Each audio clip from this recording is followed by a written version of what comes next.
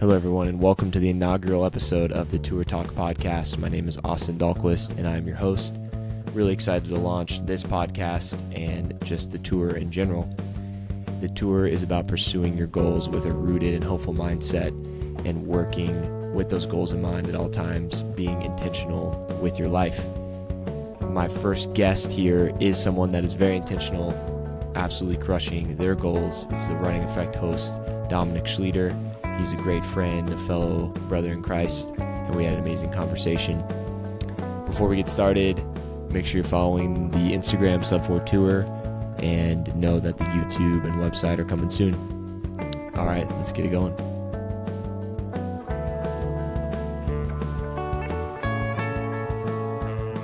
Heck yeah, Dominic Schlueter, welcome to the Tour Talk podcast. How are you doing today? Doing fantastic. Appreciate the opportunity. And as some people know, our relationship goes way back. So it's always fun to chop it up with you in a formal, informal way on the podcast. So appreciate it. Dude, absolutely. It's an honor to have you on the inaugural podcast. My first guest. And I want to start with that story because you are actually a big reason why I decided to launch the brand, the tour, and to have a podcast to get connected with people that have amazing stories like you. And we talked about it a bit on your podcast. You have one called The Running Effect, which we will get into, which is an amazing podcast and has absolutely exploded, inspired a ton of people, and brought a lot of joy to a lot of people. But how Dominic and I met initially was in the comment section of my good friend, one of my groomsmen, Sydney Gidabudai, who just ran the New York Marathon and got 13th. Third American this past weekend. Yes, he has quite the following on Strava. He is quite the dude, an absolute legend. And Dominic, you, I guess, just were a fan of him, being a runner, and he was on 10 Man Elite. Now he's on my team, the Roots Running Project. And during COVID, not a lot to do, and I had post notifications on, and so I was battling people for his first like and first comment on his posts, and you were one of those people.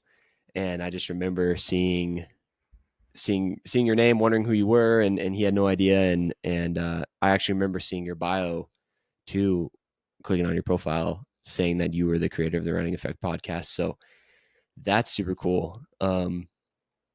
But then the story a couple years later, flash forward to USA's this year, and we're at the Toad Eugene morning run. They did a Hoka times Toad shakeout, and I show up and I start talking to Dominic, and you were like, oh yeah, this, like, I remember us commenting on Sydney's Strava together, and I just couldn't believe it. And you said that you ran the podcast. I'm like, oh, that's super cool. And I remember looking at it later. I remember looking at your Instagram, and you had tens of thousands of followers. And I was like, oh man, like, he's really crushing it. And he's out here in Eugene, like, doing it. And super impressive because you're 18. Are you 19 or are you still 18? Turned 18 in May. So 19 Dang. the following May. Dang. So yeah, you're 18. You're absolutely crushing the game. And I'm going to be 28 soon, and I'm taking advice from you. We're running together at the Toad Run, and I'm telling you about the tour, and not that there should be no age requirement for getting after it and following your goals, following your tour. But I was telling you about the tour. I'm wearing the hat that I'm wearing now, which I got to get you one. And you're like, Austin, the only difference between people that make it and don't are those that do it and don't. And I was like, dang, that's a word. So I love that. And that, so Dominic is a huge reason why I decided to jump in the deep end and do this. But yeah, Dominic, tell us a little bit about yourself. Start wherever you want, go as long as you want. Just start broadly, maybe where you're from, and up to this point. Sure. Well, the first thing I'll say in response to what you were just talking about, and then I can respond to your actual question, was I remember the exact quote I shared with you, and the quote I shared with you that I think packs such a punch is most successful people aren't talented, smart, or lucky. They just acted while everyone else talked themselves out of it. I think that's so true.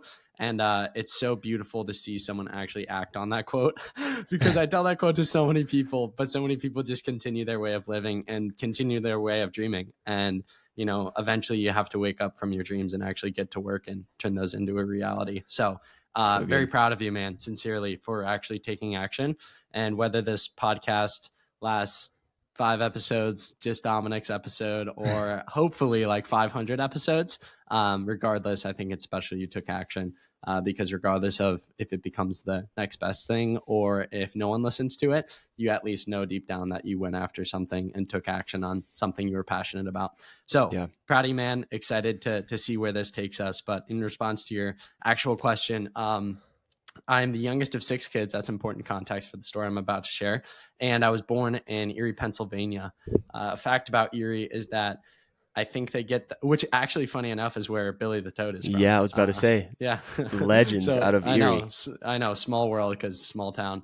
I would not think another runner would be from there. So needless to say, I was born in Erie, and Erie gets an unfathomable amount of snow every single year. And so my parents were like, we got to keep our kids active. And so their kind of way of answering that question, that difficulty, was they would take us to the YMCA. So like, the local gym for people who aren't familiar with the YMCA. And we would run for 30 minutes 3 times a week at like 6 a.m. in the morning in the winter. And very quickly, as a 5-year-old boy, I realized that I was finally better than my older sisters at something.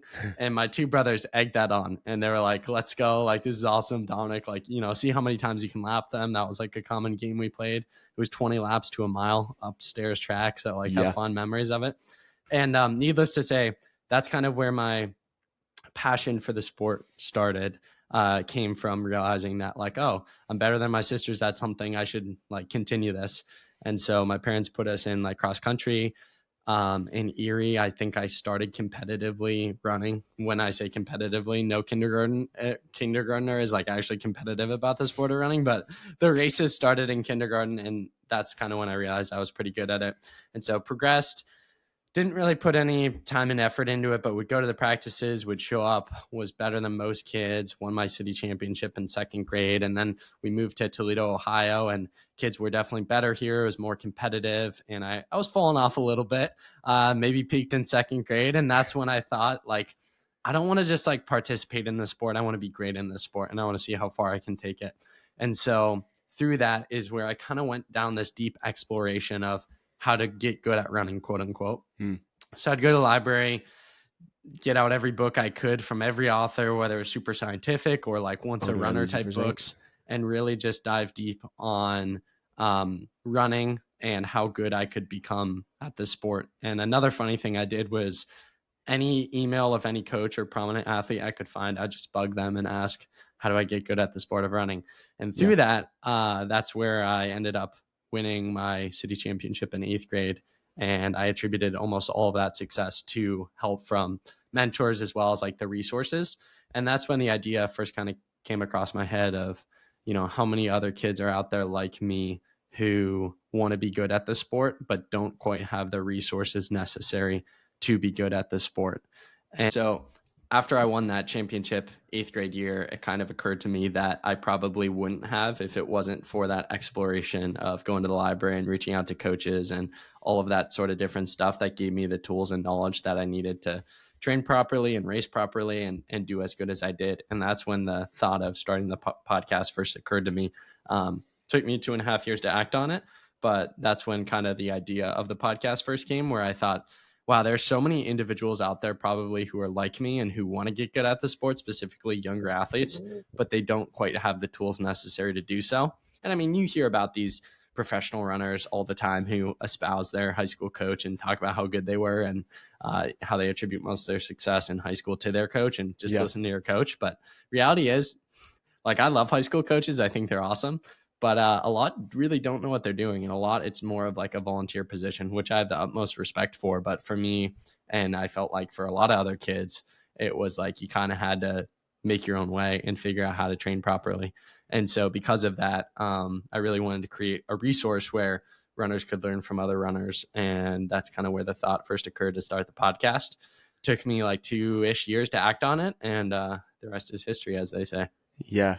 Dang, that's awesome. I can relate to, knowing people that had super structured high school programs, or just pretty structured training regimen early on in life. And mine was my personal story was a little different.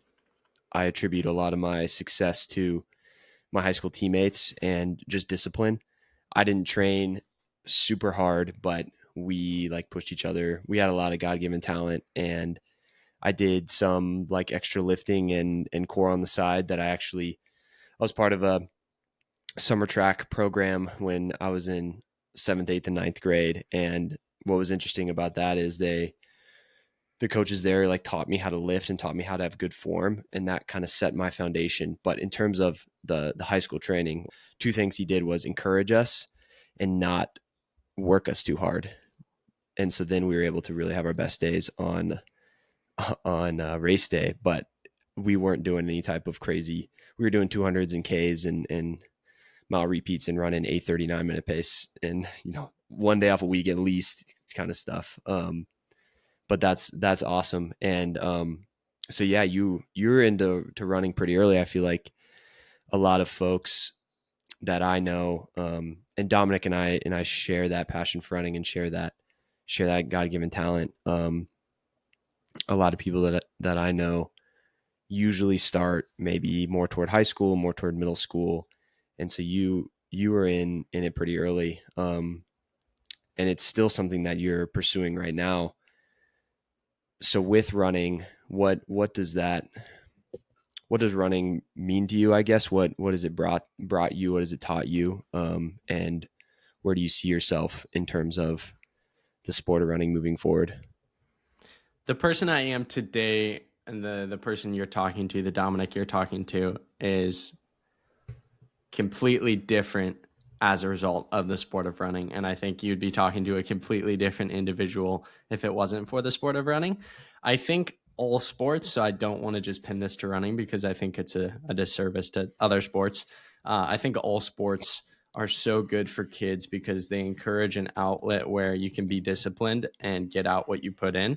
I think running for sure emphasizes that more than other sports that are more team reliant, and you could put in a lot of work, but your team could still stink. Whereas running, generally, if you work really hard, you'll see the results personally. And so for me, from a very early age, it was an outlet where I could become disciplined. I could become focused. I could learn about proper nutrition and sleep. And even those two things, Austin, go way beyond the sport of running, and I'll hopefully carry with me till the day I die. And so I think this sport has just kind of afforded me this really cool niche outlet to see how good I can become in the thing and really kind of go on this kind of exploratory journey of, how good can I get within this thing? And that's why I think makes the sport so beautiful. Or maybe you could speak to this in relation to the New York City Marathon yesterday. 50,000 runners show up and they toe the starting line, but every single one of them has a different goal and they all got to the starting line from a different starting place. Yeah. I don't see that with other sports. And I think running is such a cool sport where, I'm never going to go pro. I'm never going to be able to hang with Austin in probably more than a lap of his 1500, but I don't want to necessarily. I just want to see how much I can get out of myself. And that's kind of the constant pursuit and the constant goal. And the constant, I guess, what makes it beautiful is every individual can have their own unique tour, right? Yeah. Versus a lot of other sports, if you're not good, you don't make the cut, you don't make varsity. And guess what? Most sports don't have recreational leagues past high school. And so a lot of sports is very cut and dry. Whereas the sport of running, majority of runners who run marathons are at New York City yesterday, they got into the sport way after high school, just as a hobby. And then it became a passion. And so I think the sport of running is just such a beautiful act and such a beautiful art. And so, there are my ramblings on the sport. As far as how I see it fitting into my life moving forward, I think for me, it's kind of that same approach of how can I continue to challenge myself in this outlet and do something hard every single day and challenge myself in this way. And whether that looks very structured, 100-mile races or marathons or 5Ks, or just like going out the door for some miles to push myself that day. Either one is okay. I Yeah. think for me, it's more just like figuring out what season am I at in life and kind of acting accordingly with that. I do have goals in the sport. There are things I want to accomplish, but nothing per se that I'm thinking of like, if I don't accomplish, I won't be happy. You know what I mean? I'm just happy to be hopefully healthy and lace up my shoes and hit the pavement. Yeah. I love that. And we're both runners, and a lot of people that we'll have on this podcast will be runners, but also the tour is separate from running, even though it has running origins. But I want to I could talk more about that, but I want to real quick. You said do something hard every day. Do you think I want to hear your perspective on that? You believe it's important to do hard stuff every day, or just continually do hard things, and what does that do for you? Yeah, yeah, doing hard things every day I think is a necessity. Like I don't know. I think it sets you up for the rest of your day, and I think it just like puts things in perspective. Pushing yourself through a specific activity or through doing something, I think benefits your life as a whole, makes you a better individual, kind of gives you the attributes that are necessary to be successful. That's why I think so many successful business people I look up to have very strict, strong routines, whether that's in their diet or their fitness. They're doing hard things every single day. And then also in relation to the mind, like, you know, our brains affect everything we do and every single task. And I love this quote. There's this great quote that says, "You are only as mentally tough as your life demands you to be. An easy life fashions a mind that can only handle ease. A challenging life builds a mind that can handle challenge. Mm, Like a muscle that atrophies without use, mental strength fades unless it is tested. When life doesn't challenge you, challenge yourself." And so I really resonate with that last line. Like, when life doesn't challenge you, challenge yourself.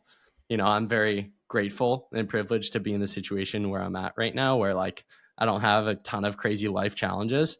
And so I feel like it's a necessity for me to put myself through some willing suffering every single day to benefit myself as an individual. yeah. Um, and the last thing I'd say is just like life wouldn't be meaningful if you didn't go through hard things, and Mm, the feelings of accomplishment of, you know, everyone says it, you're right, you never regret going for a run no matter how much you dread it going into yeah. it. And I think the reason is because like the dopamine you get from accomplishment and doing something that you don't want to do is truly remarkable. And so with that being said, I think with all of those things in mind, like doing something hard every day sets you up for the rest of your day, but also for the rest of your life if you do it every single day, because it just creeps into other aspects of your life. If you're disciplined in running, that will creep into another aspect of your life, and you kind of get the ripple effect. Yeah. That's awesome. And that's something that I've seen with other runners in my life. And I really like the quote, discipline is freedom, in that when you're disciplined, you aren't controlled maybe by what the world is saying about you or other distractions. You're free to pursue your tour or pursue your goals, something that you've set out. And yeah, it's certainly hard, and people always think that running is easy for me, or just easy for people like us that are doing it every day. But I love so many things about the sport, and you kind of touched on it, where you can have people from all kinds of different backgrounds, situations, different forms, different body types, and they're able to go and push themselves, and they're able to go and pursue a race, pursue that accomplishment. And it's not only,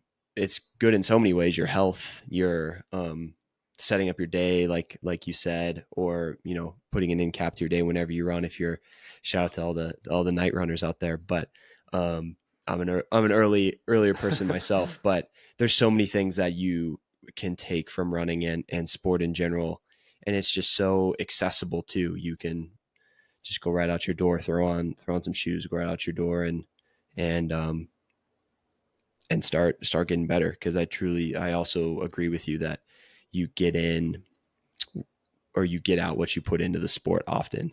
It's not one for one, and there's so many ups and downs in running, just like in regular life. It's a great metaphor for life.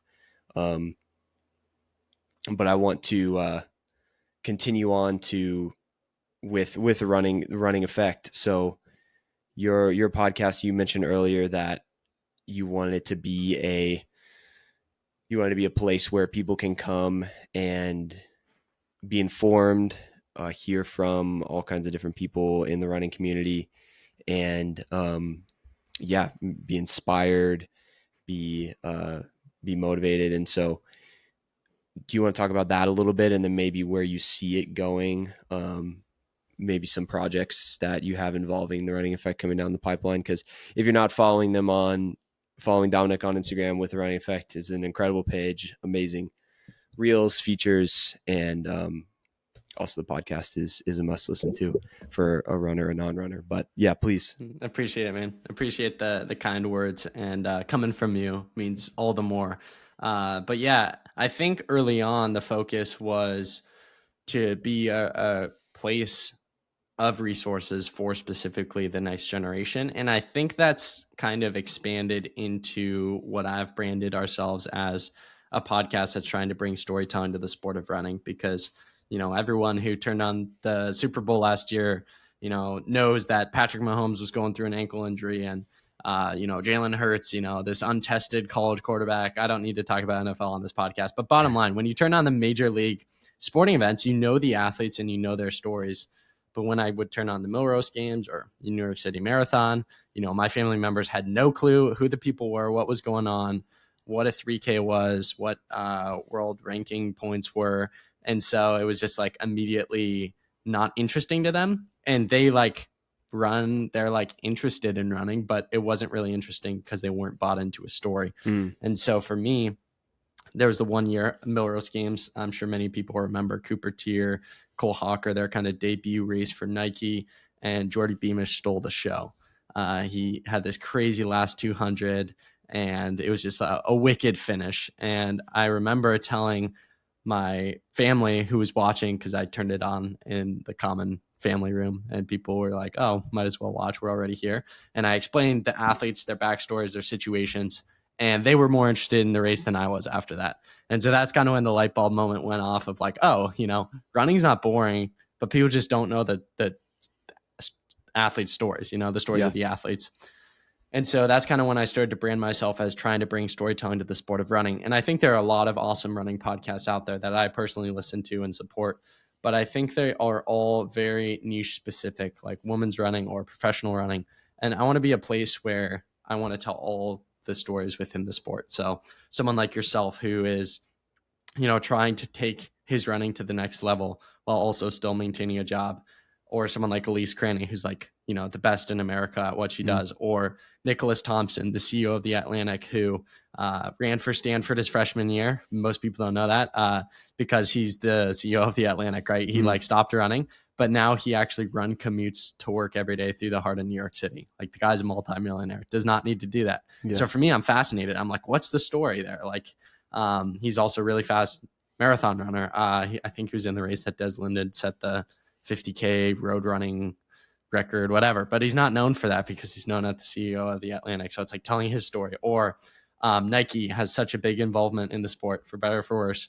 And Scott Reams, Nike historian emeritus. So his job at Nike was to basically document their history. He was a Nike historian. He was the only one. And he basically wrote the backbone of what became Shoe Dog, which was Phil Knight's memoir. Yeah, so having someone like him on and talking about the origins of Nike and their involvement in the sport. So, or like the high school runners, Connor Burns and Simeon Birnbaum, the week leading into the week after, they run 3:57 in the mile or 13:37 in the 5K, breaking Galen's 19-year-old 5K high school national record. So telling all the stories of those within our sport, while also through telling their stories, still providing those valuable resources. So for you, Austin, like through you sharing your story, athletes are able to kind of learn from and sympathize with the highs and lows of your career and like the different things you're struggling with, the different things you've mastered yourself in. And through that, they're able to kind of hopefully take their running to the next level, or at least feel like they're not alone with what they're going through. Because I think a lot of people view professionals as like on another world, and a podcast kind of strips them down in a good way. And so I've kind of viewed it as bringing storytelling to the sport of running. And where I see it going is just like trying to build it out outside of the podcast in social media and really starting to have like visual pieces that complement the podcast and articles, and kind of like, I think places like FlowTrack get too much crap because I think they have done so much good for the sport, even if they're not what they once used to be.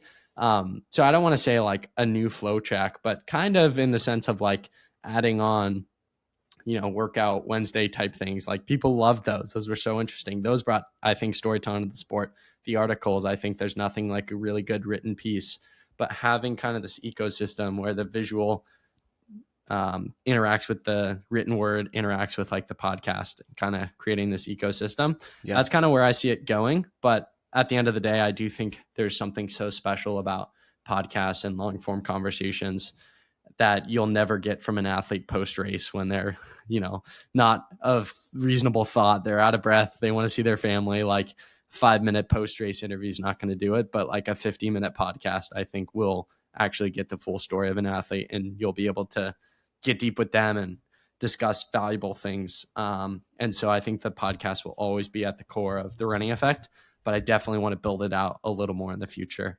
Not sure if I answered your question there, but no, definitely ramblings. And that's amazing. And yeah, you and I can probably both agree that running, one of the biggest issues is awareness, and there's not a ton of money in the sport. There's a lot of breakdowns across the board about how it could be better. And yeah, we're people, runners are people too, with interesting, impactful, powerful stories. But other sports, there's more money in it. There's more advertising, the whole deal. They kind of, you're able to see them more and learn about them more. And I think it's just amazing. Yeah. What you're doing with the sport, and I'm believing that it's going to continue to push it forward, because running is something that everyone can do. Not, I say everyone, almost everyone can do. Not everyone played football or played basketball or anything like that. And that's what I think is interesting, because it's a sport that allegedly doesn't bring in a lot of attention. And it just feels like there's so much potential, though, because so many people run. Even if it's just a couple times a week for fitness, there's so much potential for it to continue to grow. And so that's awesome. Yeah, that's the beauty of it, dude, is like anyone could listen to this podcast or one of my podcasts, or, watch New York City Marathon and literally decide, oh, I'm going to go for a run. Like anyone can do that. Anyone, most people have a pair of shoes, right? And some would debate you don't even need shoes to start running. Yep. And so versus football, you could be really inspired by, a fourth quarter push by a team, and you're like hyped up. You're like, oh, I want to try throwing the ball, but it's like, you can't go get, however 24 guys together and play a structured football game. Yep. You know what I mean? And so running is such an awesome form of, you're able to take action very easily if you want to. And then also something people really aren't aware of, I feel like, even in the running community, I hate it when I say it. It's a pet peeve of mine. When people are like, running's not popular. It's like, if you look at the statistics, track and field is the second most watched sport in the Summer Olympics, right behind gymnastics. Like every sport on earth is in the Summer Olympics, including basketball, with all the NBA stars, and track and field is more watched. And I think it's because the storylines going into the Olympics are very simple and very easy to follow. Every single 4 years, it's always Jamaica versus the US in the sprints. Like, that's why people freaking loved Usain Bolt, or Usain Bolt himself. Like, he was such an interesting character. People knew that when they turned on the TV, he was going to run something fast. They knew to look at the clock. They knew what the commentators did a good job of, here's what he's trying to do, X, Y, and Z. With relays, it was always Jamaica versus the US. That's just what I remember growing up throughout middle school and even younger as a kid. Like, it was just very easy to follow because I knew the storylines.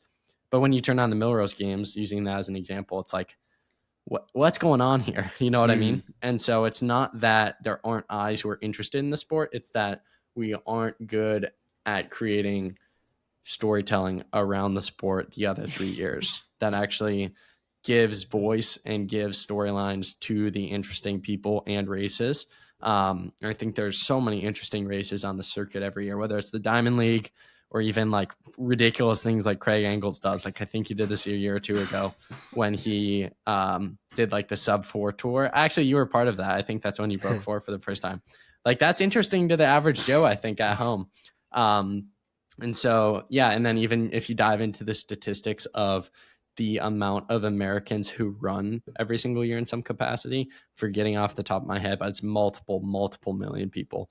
And so it's like these people would be fascinated by the sport if they tuned in because they actually have something to compare themselves to. Yeah. And I hear this sentiment all the time too. Like if you watch track, you can actually go on a track and see how fast you can run a 5K and just be flabbergasted at how slow you are and appreciate the sport all the more. You know what I mean? And so I actually think it's like the perfect sport to really get interested in and get involved in as a fan. But I just think we don't necessarily have enough media that's guiding people in the correct direction or telling the stories of the athletes in a way that's going to make people tune in. Yeah. And you're really helping to fill that gap. And I hear it all the time. Like, let's put a regular runner, a regular person against these athletes. Cause just like the NBA or the NFL, you put all these amazing athletes against each other. It looks kind of normal, but yeah, I completely agree, with that. And I'm hopeful for where it can go.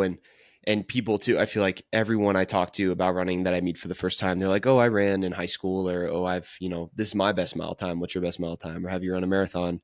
I did. And it feels like everybody kind of has that shared experience. And so it doesn't really make sense that they, really only know about the Olympics every 4 years when there's, thousands of races before that. And, oh, there's actually a world championship every year. And, oh, there's actually, the Diamond League, as you said, and you can watch the Noah Lyles a couple, like 10, 12, 15 times a year. You don't have to wait 4 years for him at the Olympics, just because NBC is showing it. But yeah, I absolutely love that. But I want to change gears a little bit. Something else that we also share is our faith. We're believers, and I want to know, or tell the listeners kind of where that comes into play, like just with your life and what you're doing. Yeah, my faith.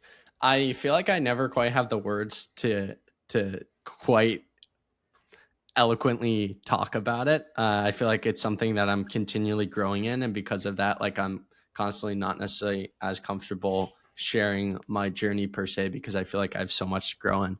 So pardon with me as I try to find the words, but that's where God comes in. He'll help me find them. So yeah, I mean, I was born and raised Catholic Christian. And so like, I'm just super privileged to grow up in a family whose parents, love the Lord and brought my siblings and I up in the faith. And more importantly, not just in the faith and going to mass on Sunday, every Sunday, but also like with just strong Judeo-Christian values. Like even the most simple one, like, love your neighbor as yourself. Something like that, even a non-believer, I think, could agree with. Dying to yourself, laying down your life for the good of a friend. And so I think they did a good job of not just like teaching us about the faith, but also raising us with really good values and standards and morals. And so, I was raised with the faith, and naturally, like, I mean, everyone's faith journey is different, but people who are raised in the faith could maybe relate to this. Like, no second graders actually like that interested in God. Yeah. I believed in him, but I didn't necessarily like personally accept him. And so I don't even, there wasn't like a crazy moment that I hear a lot of people have where it's like God reveals himself in a super powerful way. Even though I've had those experiences in my life, I don't ever think there was like a specific one that was like, okay, I'm accepting, Jesus as my Lord and Savior, and I'm going to live a certain way. It was just like kind of a natural progression. And I think as I got closer to high school, that's when I really started to accept my faith as my own with my maturity as a person. Like I feel like when you start to approach high school is when you're separating yourself from your parents a little bit. Maybe your beliefs are a little bit different. And with that comes the opportunity to either accept your faith as your own, or maybe like rebel against your parents. And for me, that's, I think, when I like accepted it, made it my own. And because of that, for the first time, started to actually develop in relationship with Jesus. And so, through that, like just striving to become the best Dominic I can be and become who God called me to be. And there's actually this saying I came across on Instagram Reels, actually shows it can be used for good if you follow the right accounts. I think the saying was like, if you're not hungry for God, you're probably too full of yourself. And I think that's how I feel these days, just being open. Like, I am hungry for God, but I think I could be a lot more hungry. And so it's like, how can I humble myself to come into relationship with Jesus more? I think it's so easy to say you're a Christian, so easy to say like you believe in Jesus, but are you actually entering into a serious relationship with Jesus like you would a friend? And I think for me, this has been a big season of my life where I'm trying to grow in friendship with him. Like even just like having conversations with him, or not viewing prayer like a checklist, read the scripture, write your thoughts on it, boom, sign the cross, it's over. Actually trying to journey in relationship with Jesus. And so, through that, like, it's been a challenge, but I don't know. It's like, my faith is at the cornerstone of all that I do. And even through the struggles and the tribulations, my whole path is pretty, I think, miraculous in terms of like, I feel when I look back, just like I had no clue what was going on, but God knew what was going on, and He was moving things behind the scenes, specifically in relation to like me not going to college and things like that. I'm like, God knew what He was doing. Like, His will was so much better than my own, even though I was so stubborn, thinking my will was better than His.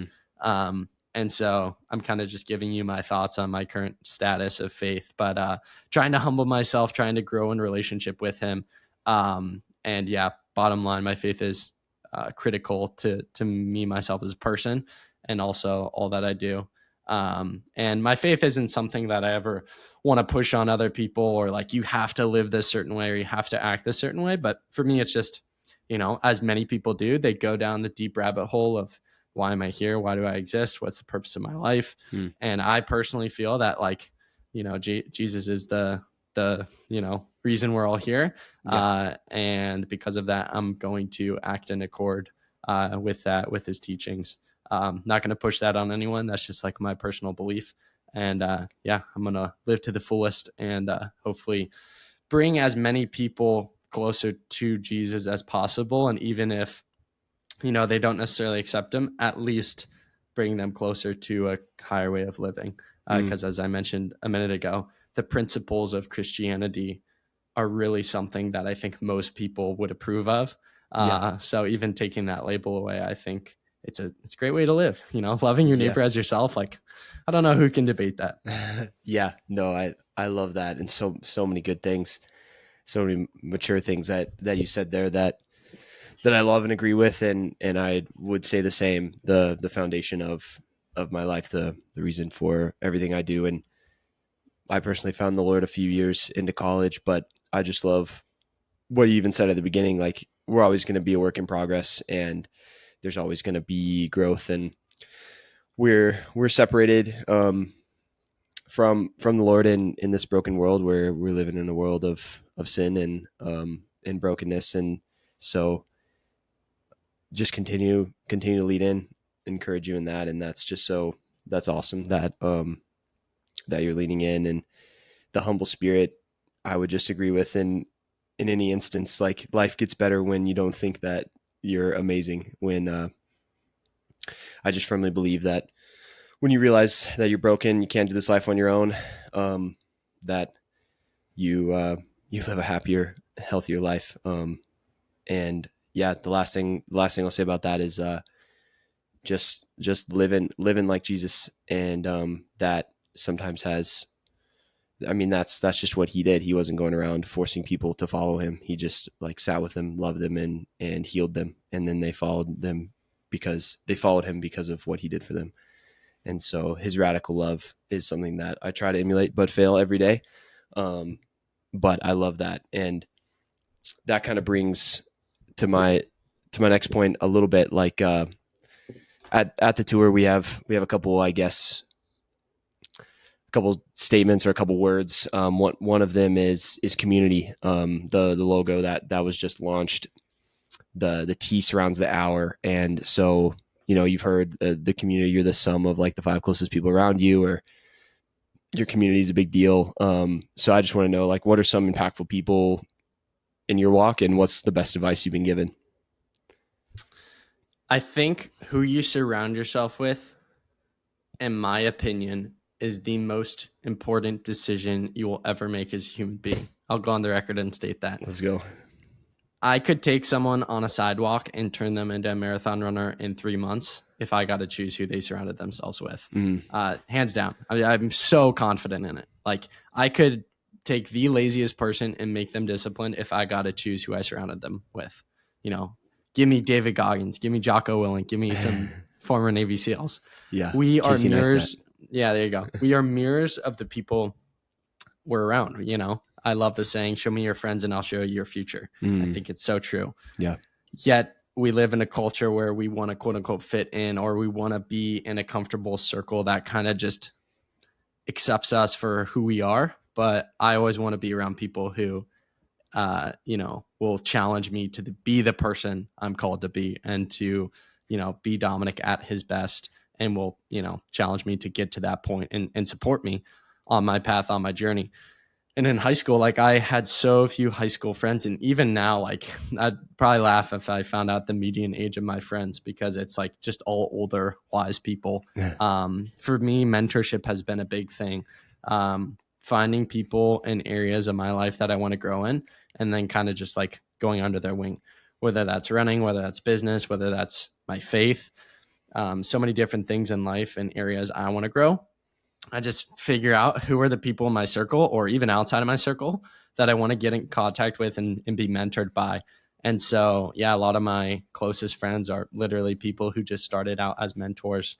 I'm definitely privileged to come from an awesome family. Like, my oldest brother, Joseph, is like just absolutely remarkable. And he's actually a musician. He signed to Provident, which is under Sony. So he's technically like a Sony artist. He's crushing the game.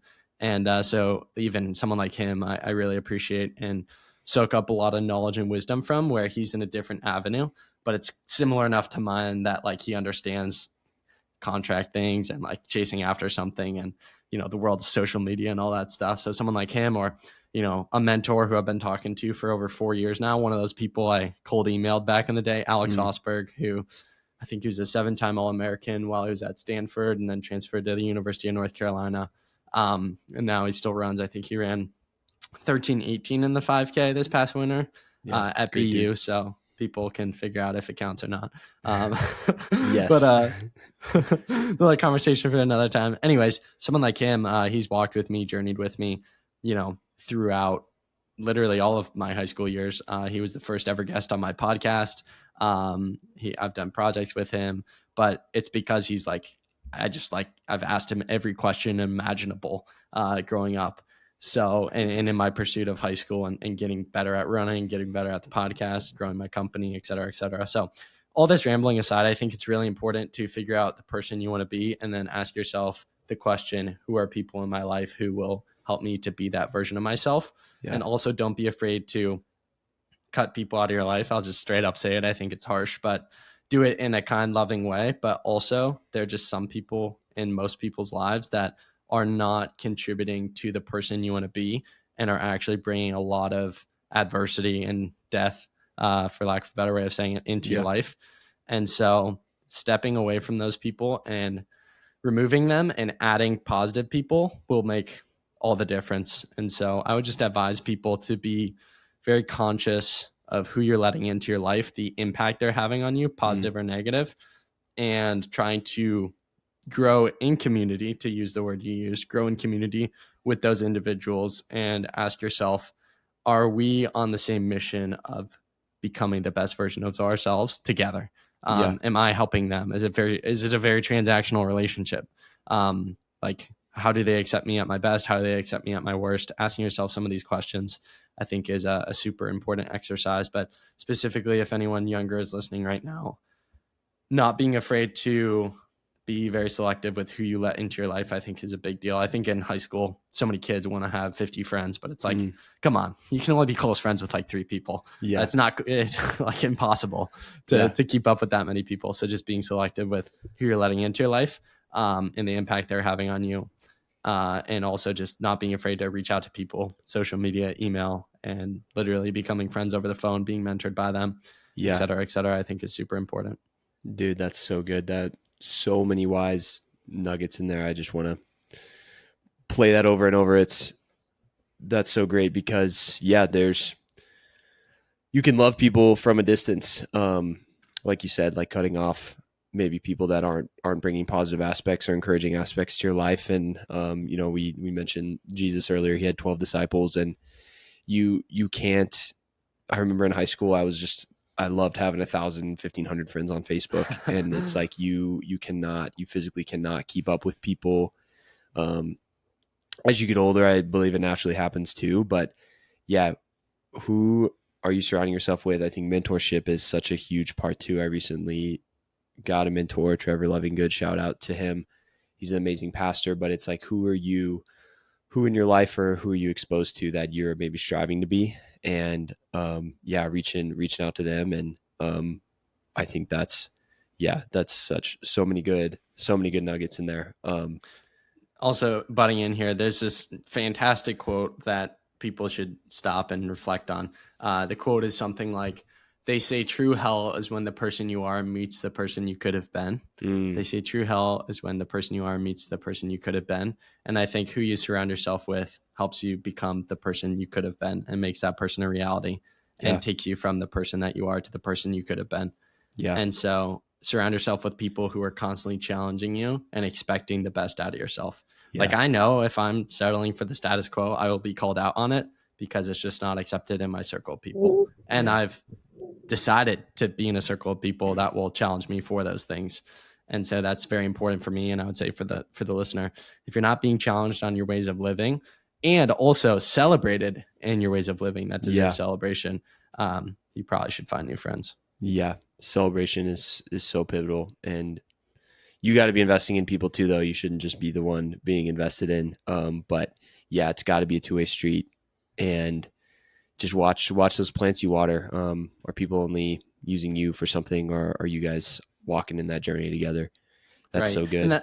And that's the beautiful thing, I think, as you are on your pursuit of life and quote unquote leveling up, you can recognize people who are also looking to level up and bring them to the next level. Yeah. Like, I'm not saying I wouldn't be friends with someone who has nothing to offer me. I would, if they're actually intent about living a better life. And through that, I could be a mentor to them.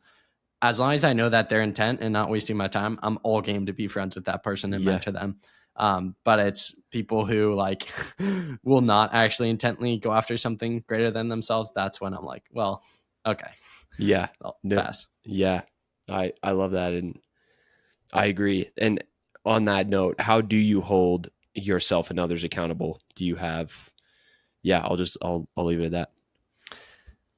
You know, the saying, actions speak louder than words. I think actions speak for themselves. Yeah. And so if my actions aren't speaking a certain way, I'll be called out on them. I think specifically growing up as the youngest, you just like, I don't know, maybe this is just a Dominic thing. But like, I feel like you're just naturally like mean, and you're naturally like more provocative and all that sort of stuff. And so my older siblings would like, especially my brother Joseph, would always like call me out, but he would do it in such a loving way. And I knew I was being mean or whatever growing up. Luckily I've grown a lot, so I'd like to consider myself as not mean anymore. But even simple stuff like that, where it's like my actions speak for themselves, and I know deep down that this isn't the person I'm called to be, and having that person who can call out those behaviors and speak into me that like he knows I'm made for more, he knows I'm better than that. I think that has always been impactful. That was like a very specific childhood instance, but I think you can kind of take that model and apply it to business stuff, you know? Yeah. There are people who I know, whether it's followers or people in my circle, who know like I post X amount of times per day. And like, I know in the back of my head that if I don't post X amount of times per day, like they'll notice. And it's not that I'm posting for those people, but it's nice to have that reminder that like I've set this standard for myself, and there's an expectation now. And so I think if you can create these expectations in your life of like, this is the amount of miles I'm trying to do, this is the amount of content I'm trying to produce, more importantly, this is the person I'm trying to become more selfless, kind, et cetera, and you vocalize those expectations, then those in your life can call you out when you're not living up to those expectations. Yeah. If you say you want to be selfless, but then you don't return the grocery cart at the shopping store, it's very easy to be called out because that's like very selfish, right? Yeah. But if you don't vocalize that you want to be a selfless person, maybe it's just in line with the behavior of yourself, if that makes sense. Same thing with running. I mean, I'm sure you've experienced this on teams or even your current team. Like, you know, people will state their goals and it's very easy to call people out to, you know, a higher way of training if they're not like, if they're slacking, you know, because they've vocalized those expectations. And so I think I try to vocalize my goals, the ways I want to live. And through that, I think I'm called out when I'm not living up to those expectations. And then just like, I'm not naturally a confrontational. I feel like I'm trying to think. Yeah, I feel like most people in my circle, I don't really keep them accountable. I feel like they're all pretty quality individuals. So I think it's more supporting, more encouraging than confrontation. Yeah. And I believe, and I agree that that's important. The encouraging and calling out in a loving way, because I can think of so many times in my life where I've had people point things out to me that maybe I wasn't realizing what I was doing or how I was, you know, viewing myself or acting. And I'm so grateful that I had people in my life call those out of me so I could change my direction or even call great things out of me and maybe see potential in me. But yeah, there's something about also sharing your goals, just like running, and sharing your goals, you're really putting yourself out there. But I think that that's so important in life that we should always, and you know, the tour, that's so much of what the tour is about, is everyone has goals, everyone is on their tour. And when you put it out there and you have the right circle and you have people keeping you accountable, then I believe that, you know, you can achieve so much. Obviously a huge faith aspect in it for us there too, but I love that. I love that answer. I know we're rolling. We've been rolling for a while. I could talk to you for so long, but I have a couple fun questions to kind of wrap us up. The first one is, what do you do outside of running, podcasting, the stuff we see online? What's Dominic doing outside of that? I think I'm trying to give you a fun answer here because this isn't very fun. This is kind of the impetus for the podcast, but like, I just love having thoughtful conversations with people.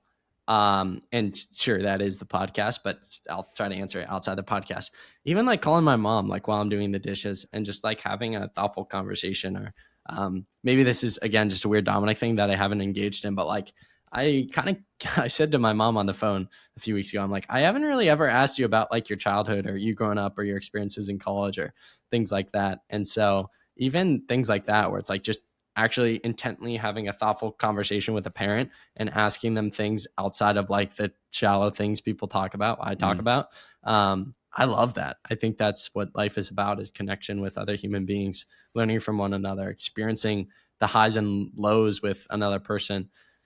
And so, yeah, that's not a very fun answer, but I'd say like just thoughtful conversation with people or meeting new people is always fun. Now, a more fun answer. Let's see. I mean, can't go wrong with a good card game or board game. Those are always good, especially when I'm back for the holidays, like with family. Board games, so much fun. Card games, so much fun. With my brothers specifically, and so I've got 2 brothers. You need 4 people, so my brothers and maybe my brother-in-law, if we're all there together, or a friend. Spike ball. I think spike ball is like a fantastic game. Spike ball, pickleball. Big fanatics of both. Probably more specifically spike ball. Always down for a good game of spike. Let's go. Reading. I want to get more into reading, but I think in periods of my life where I'm like super intent on it, I love reading. And then like, yeah, I'm a kid of this generation. I'd be lying if I said I didn't spend way too much time scrolling on Instagram reels.